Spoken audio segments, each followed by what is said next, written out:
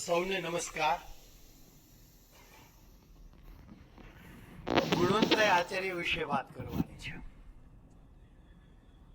અકાદમીના સભાખંડમાં વાત કરવાની છે, નિશ્ચિત સમય મર્યાદામાં વાત કરવાની છે. તો પ્રારંભે પ્રિય ભાગ્યેશભાઈને સ્મરી લઈએ, એટલા જ પ્રિય જયેન્દ્રભાઈને પણ સ્મરી લઉં, અને એમાંય આ પ્રિય મંચ અને આપ સર્વ.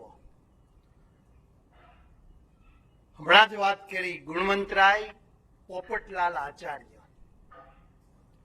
સાહિત્યમાં ગુણવંતરાય આચાર્ય તરીકે જાણીતા. આપણે એમને નવલકથાકાર તરીકે ઓળખીએ, અને સવિશેષ ગુજરાતમાં એ દરિયાઈ સાહસની નવલકથાકાર તરીકે જાણીતા. આપણને બધાને ખબર છે કે ગુજરાત પાસે 1600 કિલોમીટર લાંબો દરિયા કિનારો છે. એની સામે આપણે મરીન લિટરેચર કહીએ અથવા તો કોસ્ટલ નોવેલ્સ કહીએ, એવી કેટલી. તો પહેલું અને કદાચ છેલ્લું નામ કેટલાકને ગુણવંતરાય આચાર્ય યાદ આવે છે. થોડા નામ છે. કચ્છમાં જઈએ તો વનુ પાંધી મળે. 1977માં એમણે સઢ અને સુકાન લખી નવલકથા. સાહેબ લખી તો ખરી, અને એની બીજી આવૃત્તિ એ થઈ, માંગ વધી, વાચકોએ વખાણી, વિવેચકોએ વિશેષ વખાણી. આજે તો કોણ વિવેચકને ગાંઠે? નિસર્ગભાઈ, એ સમય વિવેચકોથી લોકો ડરતા.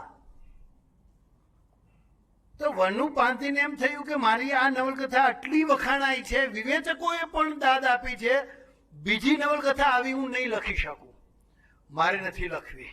અને બીજી પ્રસ્તાવનામાં એને બહુ સ્પષ્ટ કીધું કે આ વખાણાઈ છે, પર્યાપ્ત છે, બીજી હવે નહીં લખાય. કચ્છના હજુ હમણાં જ જેમણે હપ્તાવારિક નવલકથા આપી, હસમુખ અબોટી, દરિયાની દીકરી નામે આપી.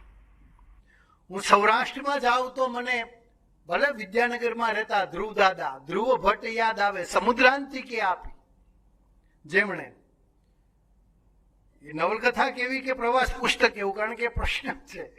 અકાદમીએ એને પ્રવાસ પુસ્તક રૂપે પુરસ્કૃત કરી, અને પરિષદે સાહેબ એ સમુદ્રાંતિકે નવલકથા તરીકે, લઘુ નવલ તરીકે પુરસ્કાર આપ્યો છે. સૌરાષ્ટ્રના દરિયા કિનારે વસતા લોક સમૂહોના જીવનની વાત ધ્રુવભાઈ કરી.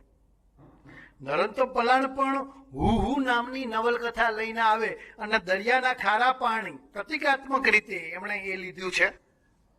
જમીન પર ફરી વળીને પાક નિષ્ફળ જાય, એ આરજી હુકુમતના સમયની ઐતિહાસિક સંદર્ભો વણીને એ નવલકથા આપે. હું દક્ષિણ ગુજરાતમાં જાઉં તો નાઝીર મંસૂરી મને મળે, કે જેમણે દક્ષિણ ગુજરાતના દરિયા કિનારે વસતા જનસમૂહના વાસ્તવને એમની નવલકથામાં ચંડાલ ચક્રાઓ કે પછી વેસપલટોમાં લેખી. અને જો હમણાં 2024માં જ એક સરસ મજાની દરિયા કેન્દ્રી નવલકથા આપણને વિષ્ણુ ભાટિયાએ આપી છે, ખમ્મા ખારા પાણીને, અરે ખારા પાણીને ખમ્મા, વિષ્ણુ ભાલિયા. યસ, 2024માં જ. પશ્ચિમમાં પણ કેટલીક નોંધપાત્ર નવલકથાઓ દરિયા કેન્દ્રી મળે છે. નોબેલ પારિતોષિક વિજેતા એવી નવલકથા the old man and the sea, Ernest હેમિંગવેની, કે પછી હર્મન મેલ્વિનની મોબી ડિક, જ્હોન બેટવીનની ધ સી, અથવા તો રોબિન્સ ક્રુઝો જે જાણીતી છે આપણને બધાને, ડેનિયલ ડેફોની એ નવલકથા. એણે જે લોકચાહના મેળવી છે, એમણે જે સાહિત્યિક વિત વધાર્યું છે, આવું દરિયાઈ પરિવેશમાં સાહિત્યિક વિત વધારતી ગુજરાતી નવલકથા કેટલી? આ પ્રશ્ન છે. ગુણવંતરાય આચાર્યને 1945માં રણજીતરામ સુવર્ણચંદ્રક એની નવલકથા સર્જન સંદર્ભે મળ્યો. મને તરત જ મેઘાણી યાદ આવે. મેઘાણી ભવનમાં છીએ આપણે. મેઘાણીને સૌથી પહેલો રણજીતરામ સુવર્ણચંદ્રક 1928માં મળ્યો હતો. પછીથી એ પરંપરા શરૂ થઈ. ગુણવંતરાય આચાર્યને 1945માં મળ્યો. આ બે સર્જકોને મને સાથે રાખીને જોવાની પણ મજા આવે ને તમને પણ મજા પડશે. બંને પરસામ નજીકના સૌરાષ્ટ્રના જ કહી શકાય. ગુણવંતરાય જ્યાં જન્મ્યા જેતલસર ત્યાં દરિયો નહોતો. જોકે એમનું વતન જામનગર. ફર્યા, પુષ્કળ ફર્યા. ગામે ગામના પાણી મેઘાણીની જેમ એમણે પીધા છે. એનું કારણ પણ એ જ, મેઘાણીની જેમ ગુણવંતરાયના પિતાજી પણ પોલીસ ખાતામાં, એટલે બદલી થતી રહે. આ બંને રાજકોટમાં રહ્યા છે, રાણપુરમાં રહ્યા છે, બગસરામાં રહ્યા છે, જુનાગઢમાં રહ્યા છે, કલકત્તા અને મુંબઈમાં પણ રહ્યા છે. આ બંનેનું કામ લગભગ પેરેલલ ચાલ્યું છે એમ કહી શકાય. બંને એ અખબારોમાં પત્રકાર હતા. મેઘાણી અને ગુણવંતરાય આચાર્યનો તો મુખ્ય વ્યવસાય પત્રકારત્વનો. એટલે અખબારોમાં, સામયિકોમાં, સિને જગતમાં કે પછી નાટકોમાં પણ બંનેનું પ્રભુત્વ અને વર્ચસ્વ રહ્યું છે. મેઘાણી આચાર્ય કરતા 4 વર્ષ મોટા. 1896 મેઘાણી જન્મે અને બરાબર કલાપીનું અવસાન થાય 1900 એ વર્ષે આપણે ગુણવંતરાય મળે, એટલે કે જન્મે. વતન જામનગર, પ્રાથમિક શિક્ષણ કચ્છ અને માંડવી અને એ તરફ, અને કચ્છ માંડવીના રહેવાને કારણે ત્યાં ખલાસીઓનો, ખારવાઓનો સંપર્ક થયો. એ એના ચિત્ત જગતમાં સંગ્રહિત રહ્યો, જે પછી નવલકથામાં આલેખાતું થાય. કારણ કે એમણે કઈ ખલાસીઓનો જાત અનુભવ એટલો નથી. કોલેજમાં જોડાયા પણ પછી છોડી દીધી. પણ મુંબઈમાં જઈને એમને પત્રકારત્વનું એ કાર્ય પૂરું કર્યું. મેઘાણીની નવલકથામાં તમને સૌરાષ્ટ્રના ખમીરવંતા અને ખુમારી ભર્યા નરપુંગવો સમાપાત્રો મળે. તો ગુણવંતરાયમાં તમને કચ્છના આવા વીર પુરુષો, શૌર્ય પુરુષો, સાહસિકો પુષ્કળ મળે છે. ગુણવંતરાય આચાર્યનું ઘડતર જો આપણે જોવું હોય તો સોરઠી પરંપરા છે, સોરઠી સંસ્કારો છે. લોકકથાનો પ્રભાવ પણ ગણી શકીએ. સિને સૃષ્ટિ અને પત્રકારત્વનું ક્ષેત્ર તો ખરું જ, અને ઘણા 1-2 પત્રકારત્વના ક્ષેત્રમાં નહીં, અનેક સામયિકોમાં. દાખલા તરીકે એ સમયના સામયિકોનો હું સંદર્ભ આપું તો રોશની છે, નવ સૌરાષ્ટ્ર છે, સૌરાષ્ટ્ર છે, સૌરાષ્ટ્ર મિત્ર છે, જીવન, પ્રજારાજ, ફૂલછાપ, પ્રજાબંધુ. ગુજરાત સમાચારમાં પણ એમણે કટાર લેખન કરેલું. સૌરાષ્ટ્ર સામયિક બંધ થયું ને ત્યારે કારીગરોની રોજીરોટી માટે એક બીજું સામયિક રાણપુરથી જ પ્રકાશિત થયું હતું, બહુરૂપી. એમાં જાસૂસીની કથાઓ ગુણવંતરાય લખતા. યાદ રહે, ફિલ્મ ક્ષેત્ર સાથે સંકળાયેલા આ ગુણવંતરાયે જાત ખર્ચે એક ફિલ્મી મેગેઝિન પણ શરૂ કરેલું, મોજ મજાહ. એને જાતે જ શરૂ કર્યું અને પછી જાતે જ બંધ પણ એમણે જ કર્યું. સૌરાષ્ટ્ર જાસૂસી નવલકથાઓ પરિણામે આપણને એમની પાસેથી મળી છે. કેડી અને કાંટા નામે એક રાજકીય નવલકથા, તત્કાલીન સમયના રાજકારણને આલેખતી નવલકથા બટવારા નામે મળે છે. સામાજિક નવલકથાઓ પણ લખી. રતન, શાયર, ઝવેરચંદ મેઘાણીના પ્રભાવે પ્રભુ પધાર્યા છે ને, તો અહીંયા લક્ષ્મી પધાર્યા. આવી પણ એ સામાજિક નવલકથાઓથી સુખ્યાત થાય, એથી વધુ ઐતિહાસિક નવલકથાઓથી જાણીતા થાય છે.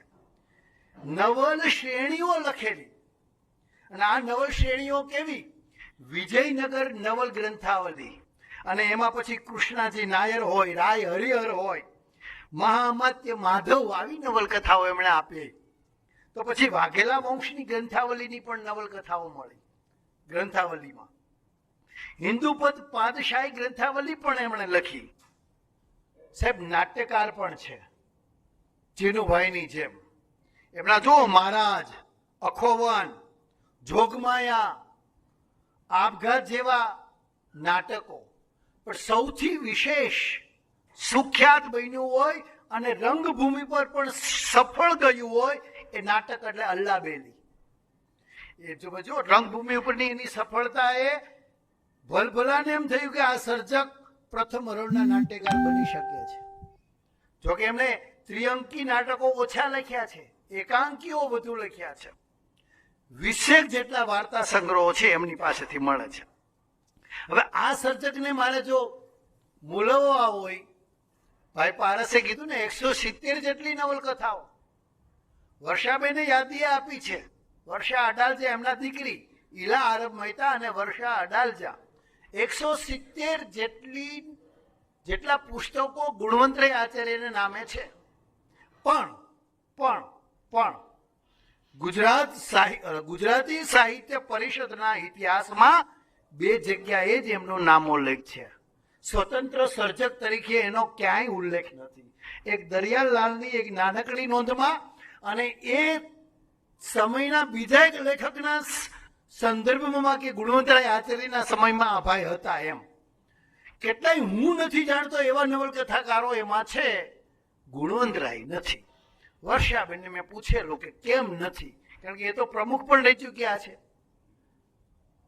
વર્ષા અડાલજા છોડો એ વાત, પણ એક મજાની વાત એ છે કે વર્ષાબેને અને નરોત્તમ પલાણે શતાબ્દી વર્ષ 1900માં જન્મ્યા, બરાબર 2100 વર્ષના 100મું વર્ષ આવ્યું ત્યારે ગુણવંતરાય આચાર્ય અધ્યયન ગ્રંથ નામે લગભગ 50-55 અભ્યાસ લેખો વ્યક્ત કરતું એ ગ્રંથ આપ્યો.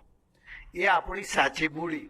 અને હજુય બીજો એક ગ્રંથ અથવા તો કહો જીવન ચરિત્ર, આત્મકથનાત્મક તો ન કહેવાય, પણ જે લખ્યું છે વર્ષાબેને, ગુણવંતરાય આચાર્યના જન્મ પહેલાની ઘટનાઓથી લઈને ઝીણી એના સમયની, એમની કાલીનોની આવી બધી વાતો વર્ષાબેને વીડીને પૂરા પુરુષાર્થથી, પૂરી મહેનતથી હજુ ગઈકાલે જ એમણે પોસ્ટ કર્યું ગુર્જરમાં છપાવવા માટે. ટૂંક સમયમાં આવી જશે.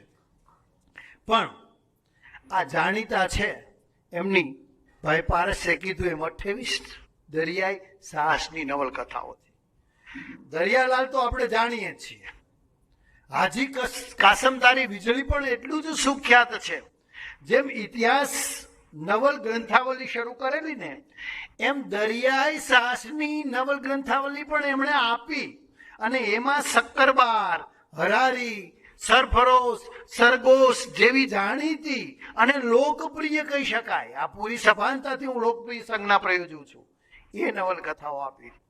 ગુણવંતરાયનો જો સમગ્ર સર્જનમાં એમનો કોઈ વિશેષ, એનું જુદાપણું કે એની અલગ ઓળખ કરાવતું કોઈ સર્જન કાર્ય હોય, સર્જન ક્ષેત્ર હોય તો આ દરિયાઈ નવલકથાઓ છે. ઊંચાઈ કેટલી છે સત્વની દ્રષ્ટિએ છોડો, લોક હૈયે વસેલા સર્જક છે. મેઘાણીએ જેમ જૂના વટ અને વ્યવહાર, સુરાતન, ટેક અને દિલાવરીની વાતો એમના સાહિત્યમાં કરી દે, એમ આ સર્જકે પણ કચ્છના ખમીરને ગાયું, આલેખ્યું.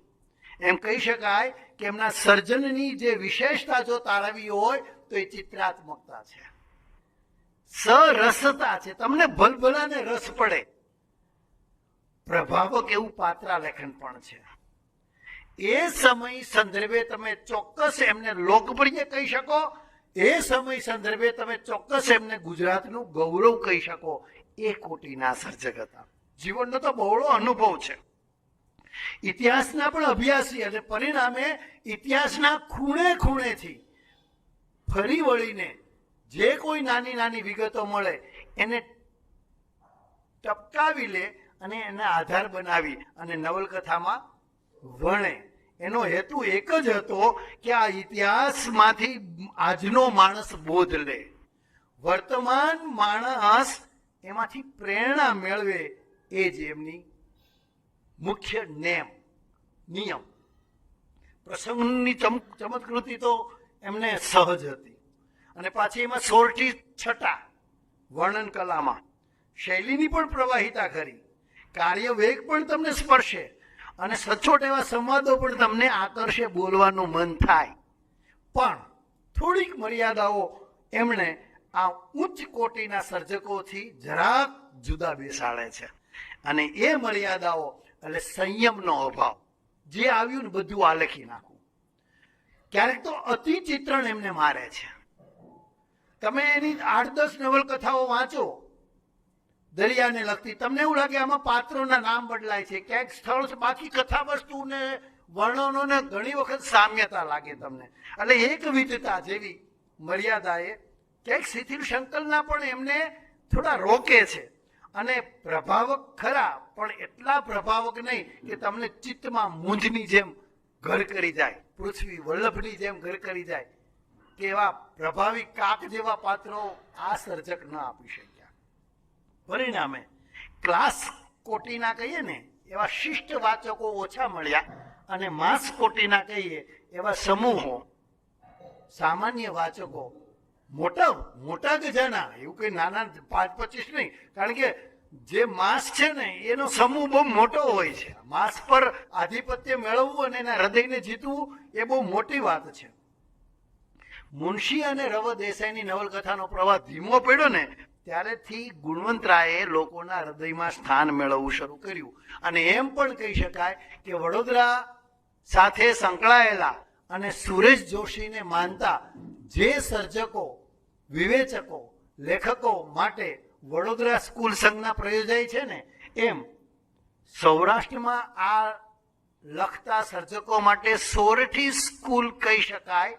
અને એના અગ્રણી પુરસ્કર્તા તરીકે જો કોઈને મૂકવા હોય તો ગુણવંતરાય આચાર્યને મૂકી શકો તમે. દિવ્ય ચક્ષુ લખાય એ ગાળામાં આ સર્જકનો પ્રવેશ થાય.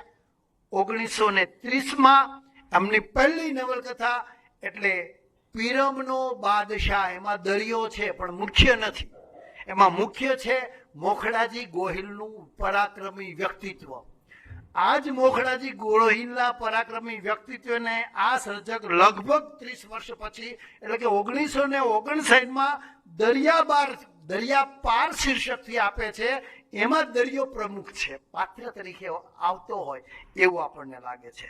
આ બે વચ્ચે મોખડાજીને જ કેન્દ્રમાં રાખીને લખાયેલી બે નવલકથા, એમની પહેલી પીરમનો પાદશાહ એટલે કે 1930, અને મોખડાજી ગોહિલના વ્યક્તિત્વને આ લખતી એમની બીજી મહત્વની નવલકથા એટલે દરિયા પાર 1959.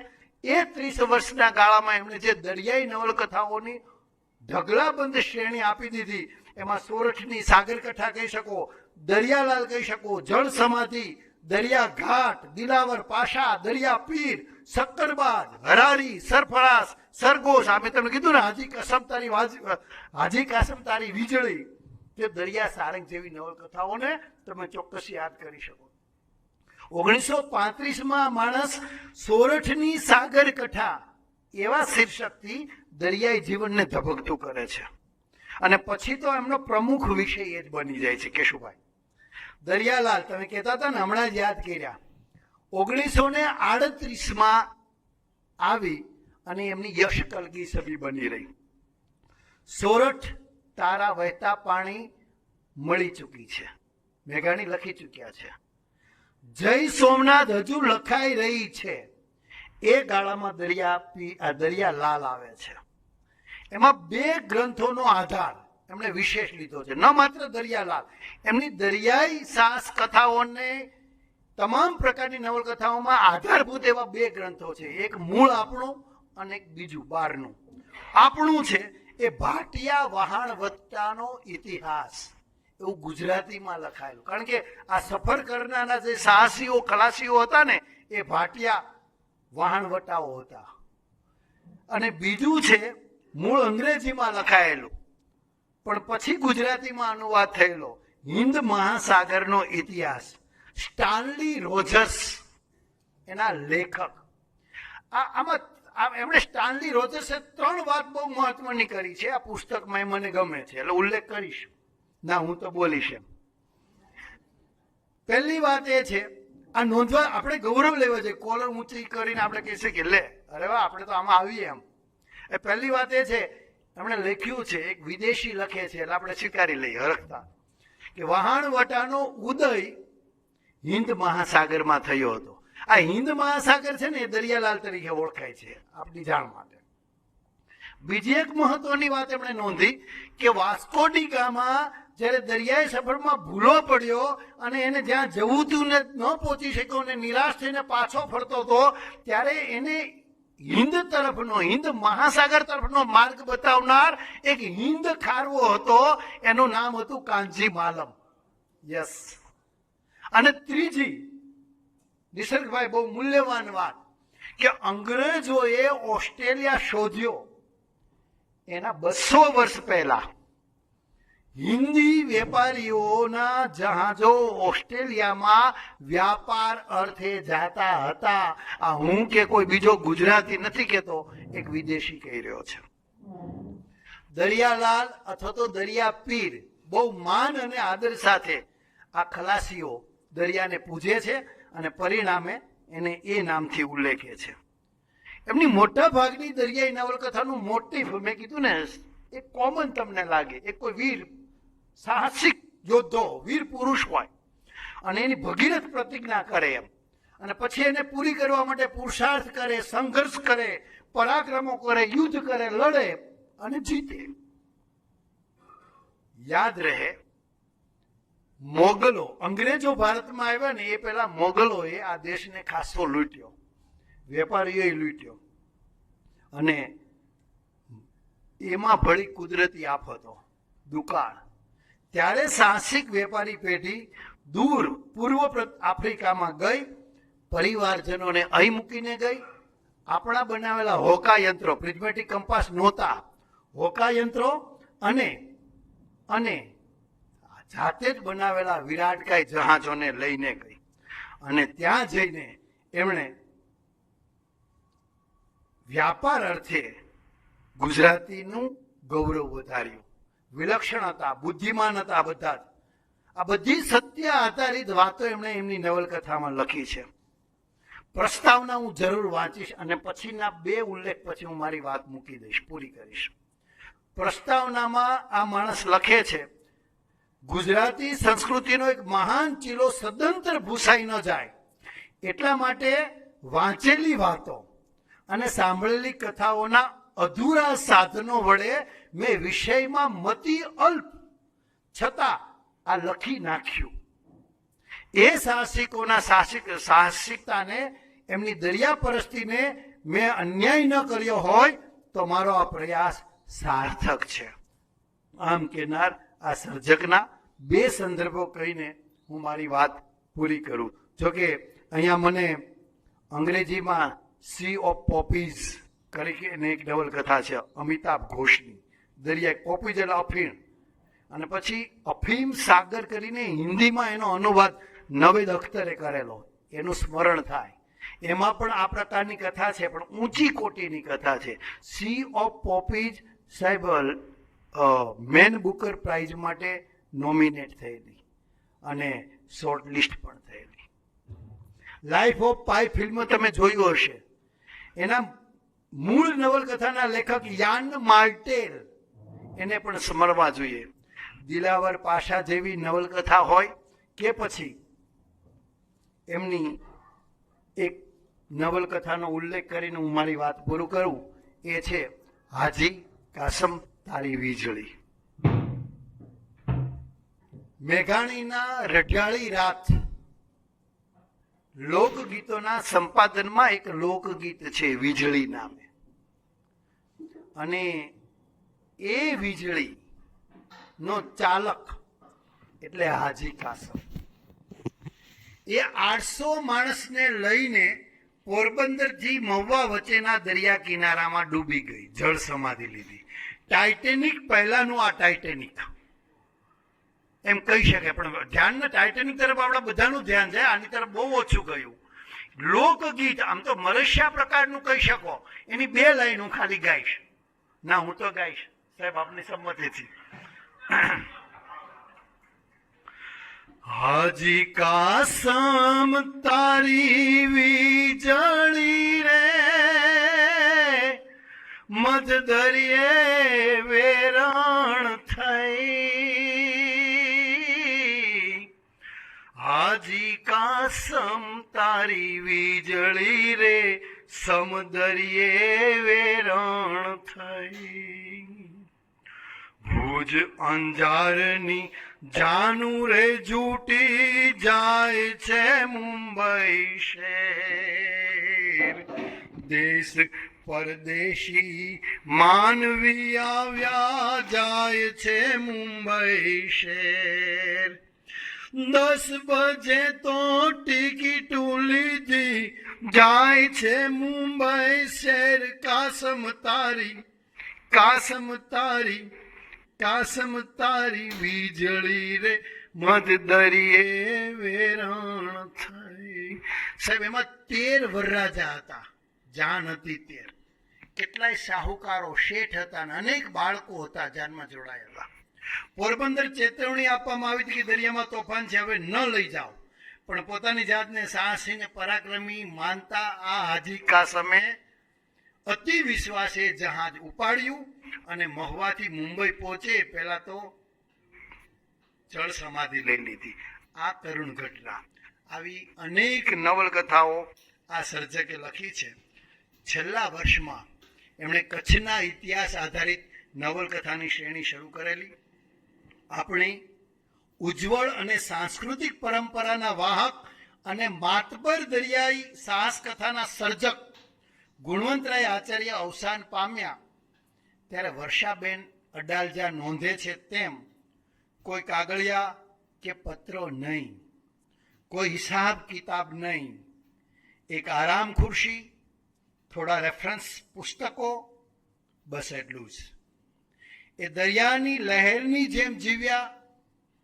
ગુજરાતી સાહિત્યના સાગરે એમનો ઘૂઘવાટ ગુંજતો રહેશે જ્યાં સુધી દરિયો રહેશે. દરિયાની વાતો રહેશે, દરિયાની વાર્તાઓ રહેશે, દરિયા કેન્દ્રિત સાહિત્ય રહેશે અને આવા ઉત્સવો રહેશે. બોલો જય દરિયાલાલ.